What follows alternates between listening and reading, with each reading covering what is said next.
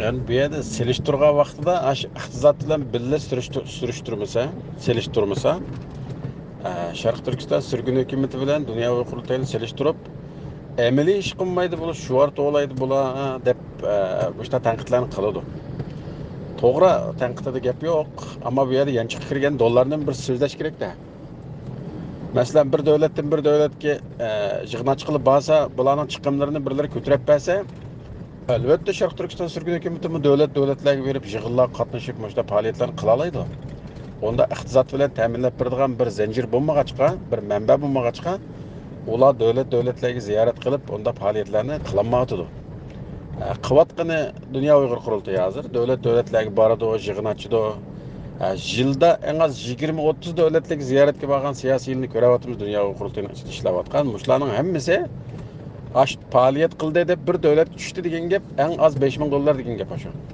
Aeroplan bilet aladi, yataqda yotadi. Bexatarlik yer yetish uchun yaxshiroq yataq yetish kerak. Shuning o'xshagandek mashinaga o'tirish kerak. Mushlarning hammani hisoblab kelsa hammasi pul.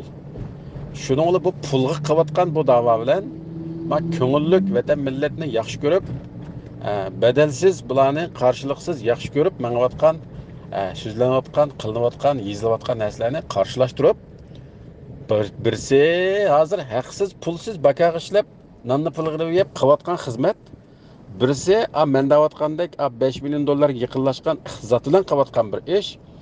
Shuni buni surishtirib, sizlar bir ish qilmadinglar. Sizlar bir ish qilmadinglar. Amaliy bir ish qilmadinglar deb manda qalpoqni kiygizadi. Siyosatchilarninki kiygizgan qalpoq ama bu. Bunda ish yo'q.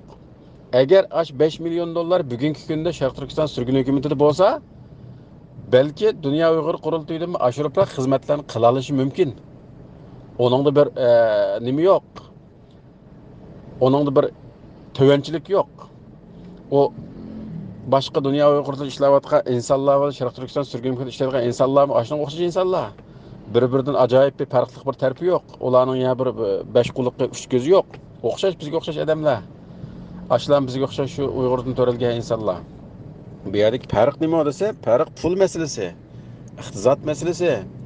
Ama shu masalalar tangpong bo'lmagandan keyin bu yerda o ba'zisining eshib ketishi, ba'zisining normal turishi tabiiy ahvol.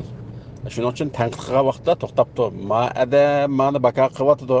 Ma adam gapni ozroq qilay. Ma adam ma ishni pulga qilyotdi.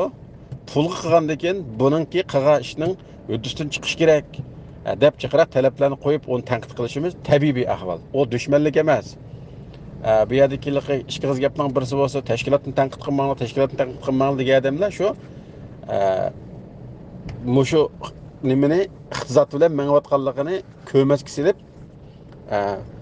bir punchang yanchiqida pul yo'q bo'lgan hukumatlarni tanqiddan bo'lsa, har yo'g'on til bilan tanqidlaydi. 5 million dollar pul bilan mengayotgan tashkilotlarga ikki qizga qilib qo'ysa, o't ketadi o'tirliqda. Shuning bilan o'tirdagi 5 mo'liqlarni bir chiqag'il turdi. O'rta Osiyodan bir muncha chiqadi, bir muncha qarindoshlarimiz. Boshqa yerdagilar chiqadi. Men deyotgan pulning shaldamisi, yegan ichganning shaldamisi o albatta ta'sir ko'rsatadi. Bu oddiy xalqning orasida yashayotgan insonlar pul bilan bo'layotgan ishlarning atrofidagi parvonadek aylanishlarni hammamiz bilamiz. Shuning uchun buni to'g'ri tushunib, to'g'ri diagnoz qo'yish kerak. Agar Dunyo Uyg'ur qurultayida bu iqtisod Sharq Turkiston sürgün hukumatida bo'lsa, ashlardan oshiribroq xizmat qilishga ko'zi yetidi, qila oladi. Shuni qig'ichiligi bor, shuni qilaligidek aqlimi bor, parasitimi bor, bilimli insonlar.